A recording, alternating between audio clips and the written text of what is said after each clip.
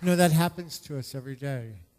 There's always someone who passes us by, has a magic lesson, a magic word, an inspiration for us.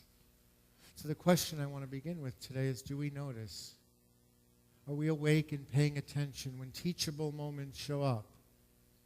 By the end of this year, we will go into the next year and have a solid and clear spiritual understanding of what it takes to be successful in our life. We taught a summer series here at the church, and it dealt with basic spiritual skills. All of them are on YouTube. If you weren't here with us, you can review them. Since the summer series, we went into sort of the advanced class. And I've been teaching certain things that successful people do a little bit differently that create the difference between success and mediocrity in our life. I taught that successful people plan. We don't just wing it when it comes to the dreams. You know, we may wing it for dinner on Monday night. We don't have to plan dinner. I'm talking about planning the dreams and the goals and the calling that God has placed in each one of our hearts. I'm talking about the long-term vision of where we will be next month, next year. What is the dream and the gifts and the talent that God has given each one of us? And then we don't only just plan materially. We don't only just plan physically. It's not just a matter of checking off items on a checklist. We plan God into every aspect of our life. Whatever the list is, whatever the plans are, whatever the agenda is, number one is God. God is the answer. God is the healing. God is the solution. God is the life. God is the conflict resolution. Whatever it is, God is the foundation of the transformation we all seek in our lives. And then I said, and I taught a whole Sunday on we make decisions. We don't just sit there and plan and wait for the dream to show up. Wait for the answer to show up. We don't just claim, oh, it's the will of God that I'm in this situation, and I'll just wait till it all works out. You know, and I know God is going to, send the UPS lady to my house, and she's going to deliver this beautiful box, and it's going to say Frank Phillip on it. I'm going to open it up. Oh, it's the answer to my prayer. Judy, guess what happened? UPS just delivered the answer to my prayer. No, church. We have to take decisive action. And we have to do this putting all of our energy into the present moment. Yesterday is irrelevant. It is the present moment where all power is available for us to work out any dream or transformation in our life. And so the decision-making power happens in our mind, and then the action, whatever it is, happens in our world. And then we taught that when life shows up, guess what? People who are mature and people who are grown up understand conflicts show up. And a conflict doesn't control our lives unless we let it control our lives. And we taught that successful people resolve conflicts. Even if they're uncomfortable, they don't storm out of the dream because one day it didn't work out the way that I wanted it to work out. Even if there's a challenge, we don't, lock the door and throw away the plan that God placed in our heart because one day it didn't go exactly the way I wanted to. And we definitely don't end relationships that have been in our life for a long term and deep and profound because somebody else didn't behave the way we expected them to behave. This is life, and successful people work through life, work through conflicts, take action, make decisions, and walk the uncomfortable moments, and that's why they have long-term relationships. Church, I was just sharing with somebody this morning that real prosperity, it comes from networking. It comes from the people we know. It comes from the connections we have in life. And so the worst thing we can do in life is burn a bridge. Because we never know when we'll need to walk that bridge in 10, 15, 20 years. And it would be sad if we burned it because we were having a bad hair day, and just didn't deal with the conflict that day. Then we moved on and we even went deeper and we said, successful people, yes, we plan. Yes, we plan God. Yes, we take action. And then what we also do is when detours show up. Like, did you see? I mean, I had them close the exit on High 95 just to see if y'all were listening last week. Give it up for me. Because last week, and it's on YouTube, you can see I said detours show up on life, and successful people, what do? They go around the detour, they climb over the detour, they tunnel underneath the detour, or they just blow it out of their way. But they arrive at the goal that God planned for their life, and lo and behold, I was testing you. And so I had them just to see who would show up, just to see. And so we don't sell out God's dream in our life just because of a temporary setback. We don't sell out God's dream in our life because we have to change the plan a little and adjust and be a little flexible. Say that with me, flexible, okay? We're not like, we allow the flexibility because we never know where God is going to lead us when we're flexible. Say it again, I'm flexible. And then we taught that we're not on this journey alone.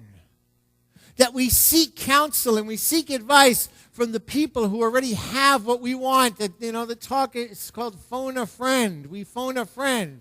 And we taught that we attract people in our lives who challenge us. And when we go for bread, we go to the grocery store in Publix and look for the bread. And when we look for tools, we go for Home Depot and look for the tools. And we don't go shopping for bread in Home Depot. In other words, we don't go to people who don't have fruit to demonstrate in their life and then ask, how did you get where I want to be? Because they don't have it.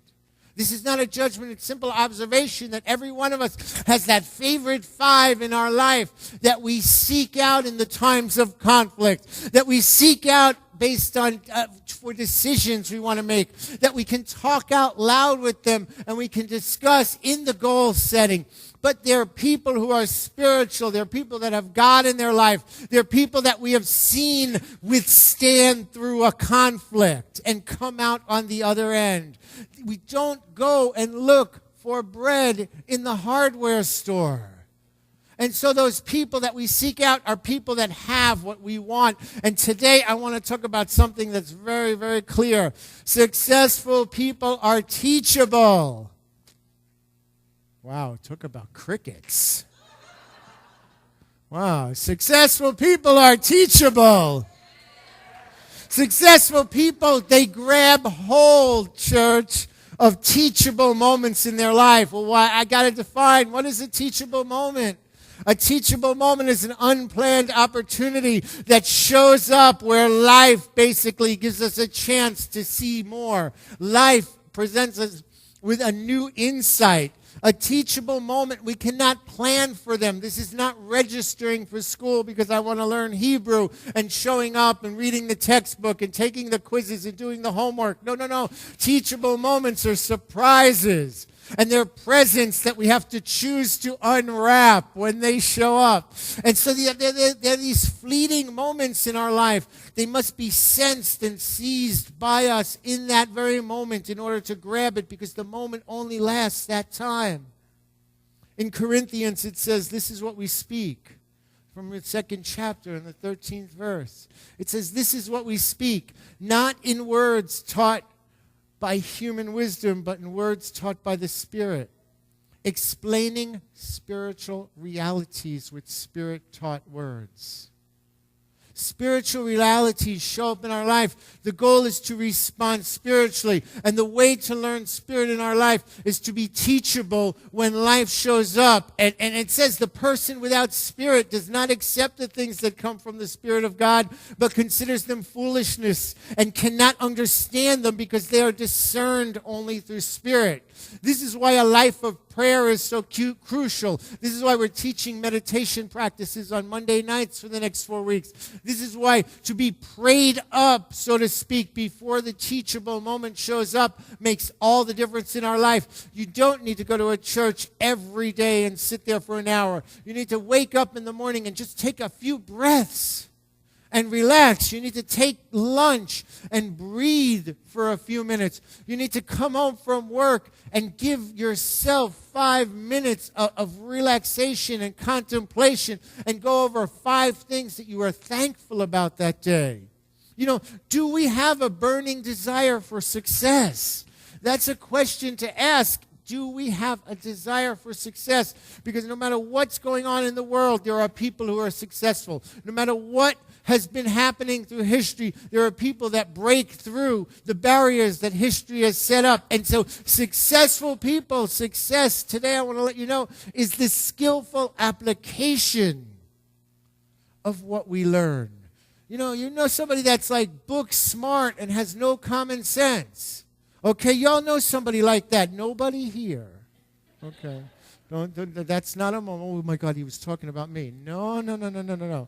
Everything I say, y'all know I'm talking about me anyway, so I just let you listen in. But we all know those people that are always giving us advice, and in our head is like, huh?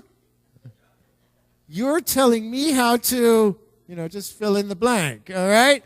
But we are people of God. We do not need human wisdom. We are taught by the Spirit. Spirit shows us every direction, every decision, every turn, every detour, every crossroad. If we're just prayed up enough and just take a breath, God shows us the next step. And so are we curious about knowing how God influences our life? Because curiosity inspires questions. When you're curious about something, you look deeper. Someone may be curious. Sometimes I'm curious about a science principle. And I call my friend Dr. Williams, up in University of Albany, and he's a biology doctor, and he teaches. And I ask him, Doc, what is this? And one day I remember we had a whole conversation on Facebook. I was like, Doc, where is God in DNA? I wanted him, as a scientist, to explain to me exactly what DNA was so I could figure out. And it's basically the intelligence of God. It's written into our DNA. And so if we're not curious about success, if we're not curious about the adventure of life, then we're not paying close attention to our lives. We're not looking for those moments that show up and say, listen, follow this way. There's an old Taoist story, and the story is about a student who comes to the master. And he says, Master, can you teach me? I want to learn. And so the master invites him to sit down with him and have some tea. And so as they're sitting down, the master starts to converse and just start having conversation with the student. But every time the master starts to explain something or say something, the student interrupts him. Every time the master starts to share something, the student is like, oh, I already know that. When that happens, this is what I do. Or the student master will bring up another subject, and the student will be like, oh, when that happened to me, let me tell you about me. And so after a while, the master just stopped talking. And he started to pour tea. And he began with the student's cup, and he said, may I have your cup? And he pours the tea.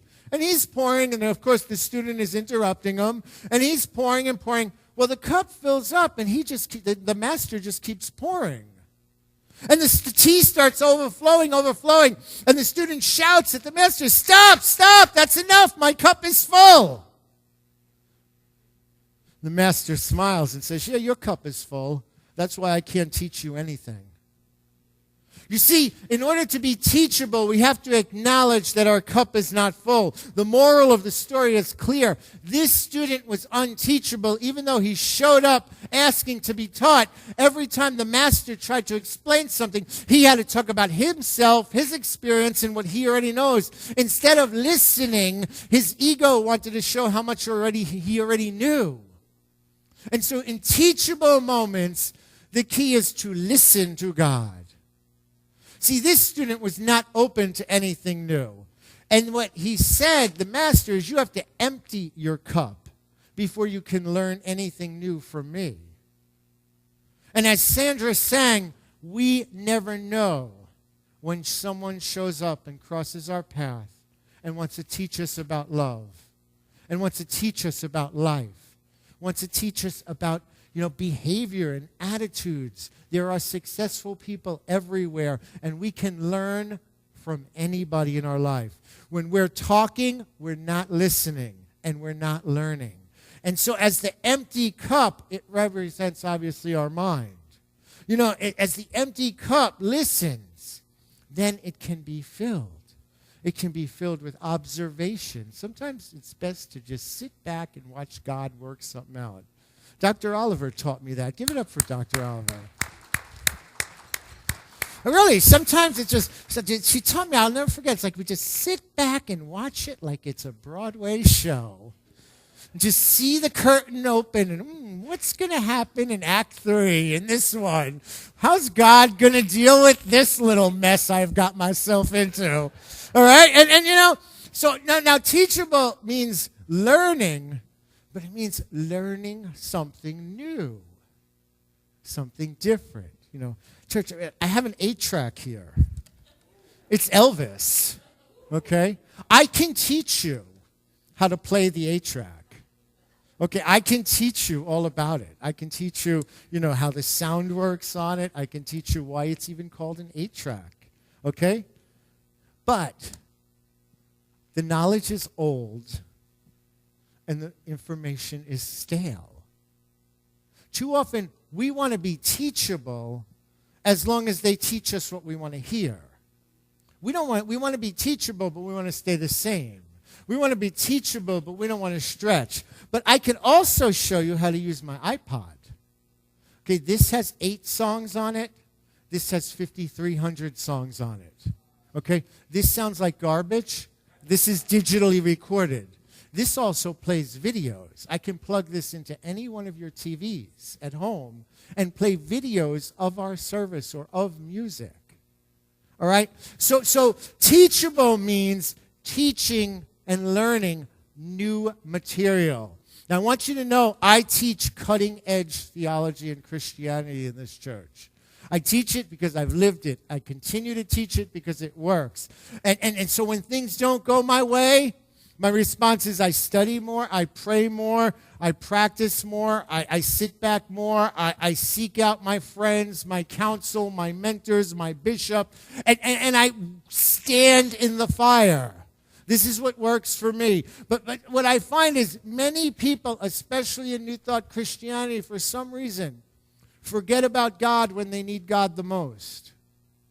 There's an attitude, and I don't know where it comes from, but there's an attitude out there when someone in the church is not, expressing God to the highest or things aren't going well for them. You don't see them for a few weeks in church. You don't know where they are. They don't come to classes. They don't call for a prayer. And to me, in my mind, I just think that's the time you double up on God.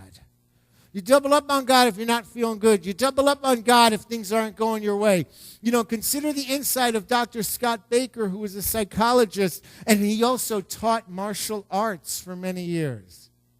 What he says is the student's attitude is the most significant aspect of the nature which contributes to success or failure. A student's attitude is the most significant factor when we're seeking to learn. He says attitude, now he's teaching martial arts. He says attitude has a greater impact on the student's success than any natural ability or physical capacity. He says anybody can build capacity and endurance. Anybody can teach skills and abilities even to people who are untalented. But nobody can teach to somebody who's unteachable. And so remember that this week when those opportunities show up, because all of us have a natural talent to learn. All of us are eager to be successful. Every one of us. There's not one of you here that doesn't desire success in your life. And I believe if we're just willing to pay the price, to listen, to learn, to invite God into the situation, it'll just turn everything around. It just turns everything around. I think about Jesus. I think about how Jesus operated. And Jesus, rarely stood up on Sunday and gave a sermon. He rarely taught in that style. Of course, there's the Sermon on the Mount, which some scholars actually believe were a lot of little talks that were combined into 3 or 4 chapters in Matthew. But most great instructors just let the unteachable student, go. Just let that man or woman, okay. You can't force someone to learn. I go for my coaching appointment every month. It's just part of ministry. You always take care of myself. And if I don't show up for a month or two, the guy doesn't call me. He just doesn't call me. And then I'll show up. He'll be like, wait, what happened, man? You know what I'm saying? But I have to go up and get it myself in life. Sometimes these teaching opportunities, we have to get up and get them ourselves, and then we have to eat them. It's not enough to just get up there. And so you think about Jesus. Jesus was more of a conversationalist. He has a nighttime conversation with Nicodemus. He walks up to the woman at the well, Jacob's well, and talks to her about the new water or the higher water, the metaphysical water, if you will, that will quench her thirst eternally. He taught in parables, which to us were like child stories. They were simple stories. They explained and revealed important truths. There weren't formal lessons, with introductions and practical plans. And they were just simple stories that he walked up on people. Think about the Good Samaritan. He just walked up, and he was challenged by the attorneys in the temple. And he said, there was a man walking down this road between Jerusalem and Jericho. That was a teachable moment for everybody who heard that. And I'm telling you, without explanation, that the parables are obscure. They seem vague. We have to think about them. And this is how our life is. And this is how God shows up in other people, places, and events in our life to teach us. We have to think about them and process what was our part in it. How are we contributing? How can we change the direction in our life? Understand, church. My job on Sundays is to push you every Sunday. You know that, right? My job is not to be your friend. I'm sorry.